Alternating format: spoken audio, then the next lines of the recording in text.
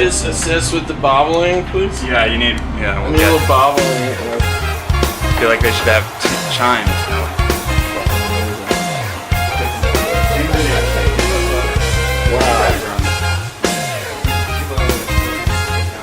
Merch game.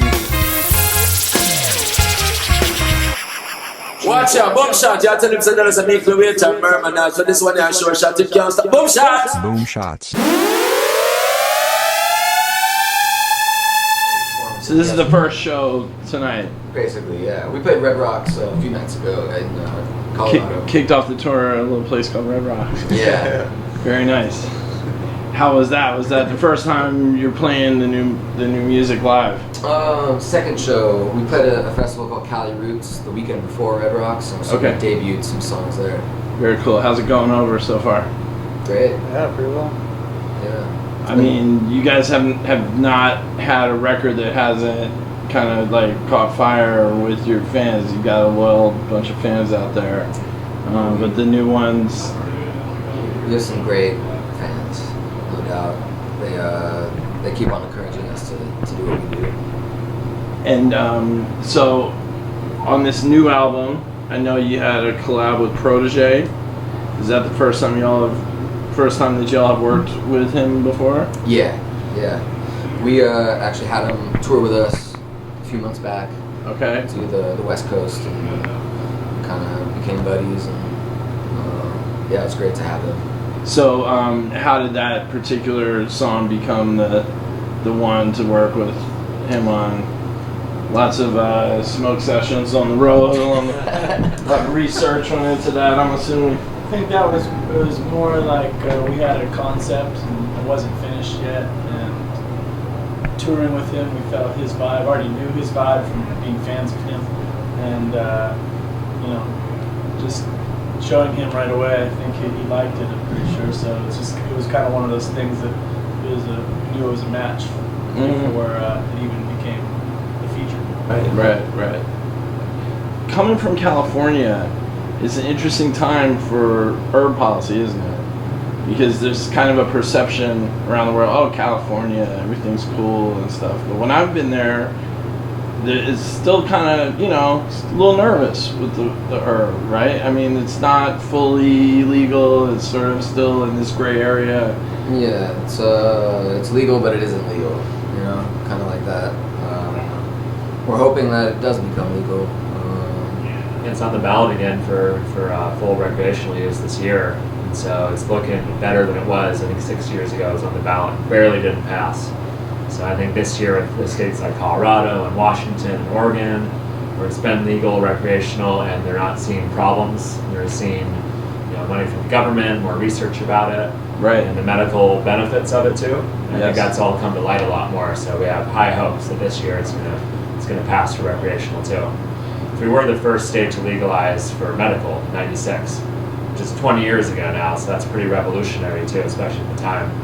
So it's gonna pass this year. I have high hopes. It has to. So the first state to pass for medical, and then all this other time, it's been like almost passing, and then what happened? Was it not on the ballot all these 20 years, or?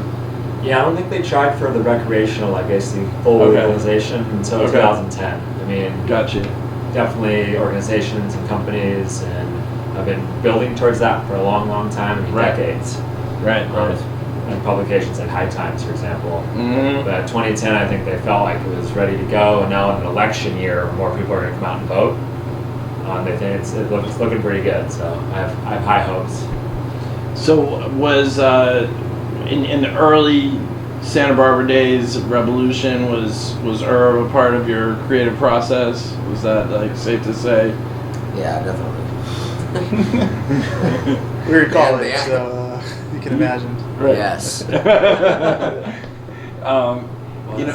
I was actually born in Santa Barbara and left at a very young age, but from my big brother's memories, it's a fun place to be. And what was it that got you guys playing reggae in the first place? How did it all kick off? I think that at the formation of the band, when it was all happening, I think I certainly was listening to a lot of reggae, so I That's kind of what I wanted to.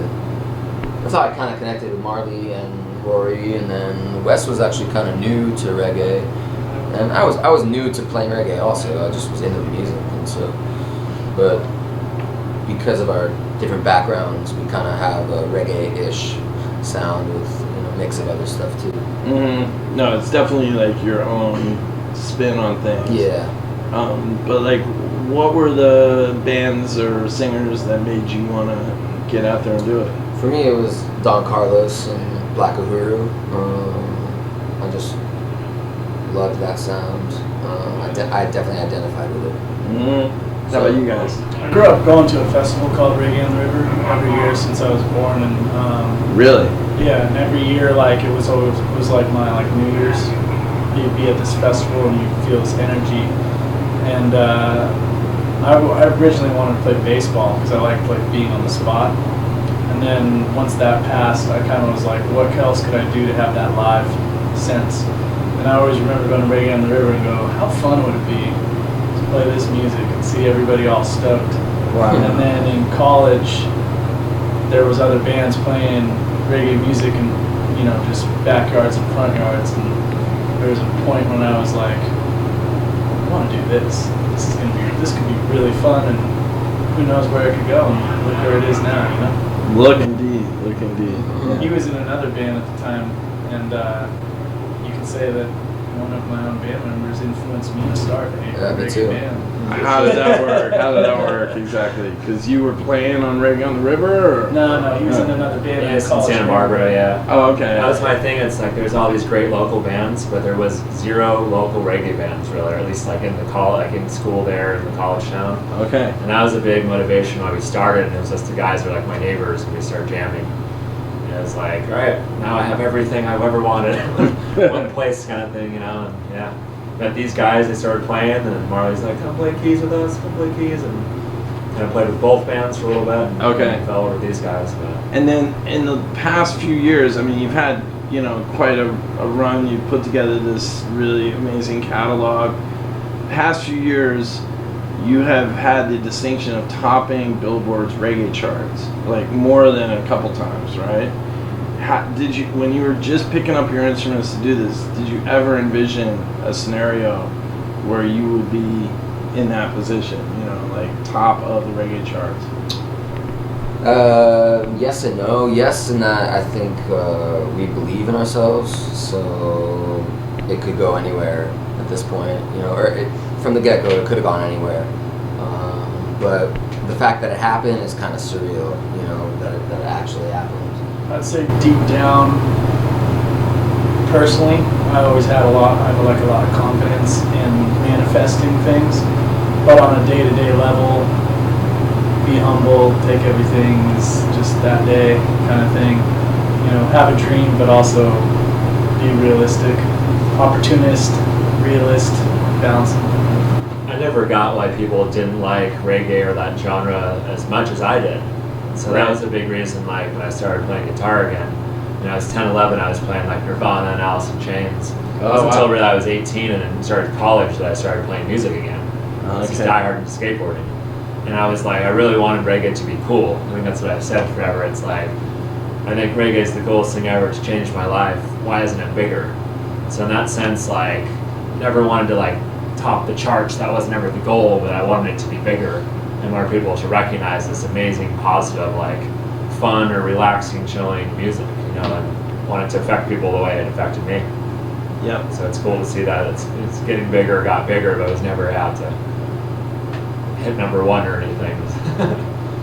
And that seems, you guys have a kind of, just hanging out with you a short time, it seems like you have a sort of a laid-back approach to, I mean, you must be working hard to be putting all this work in, but at the same time, you don't seem like you're some sort of driven maniacs to, climb the highest mountaintop kind of thing. Like you're making music that you feel. And yeah, we always have. It's just always been,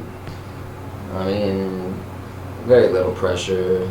In the grand scheme of things, it's very little pressure. We love what we do. We do what we love. Right.